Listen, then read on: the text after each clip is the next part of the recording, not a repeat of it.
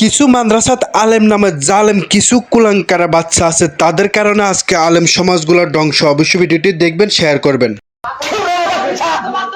মা বোন এমন একটা জিনিস, ঘরের বেড়ি আইনা তো হেফাজতে রাখছি। আমি বলছি আমার মেলা কিছু কথা বলেন না।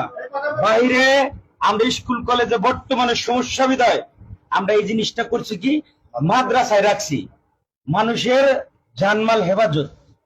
আমার মেয়ে মাদ্রাসায় থাকে, এমন একটা কর্মকাণ্ড করছা যে কর্মকাণ্ড মাদ্রাসার হিসাবে আল্লাহর দুনিয়ায় এর থেকে নিকৃষ্ট কোনো কাজ হয় না। একটা মেয়ে তার বাবা মা এই জায়গায় রাখছে, ওই বাথরুমে মোবাইল সেট করে রাখছে। আবাসিক মাদ্রাসা বাথরুমে মোবাইল সেট করে রাখছে। এই মেয়ে কিভাবে গোসল করে, কিভাবে কি করে, ছোট্ট ছোট্ট বাচ্চা।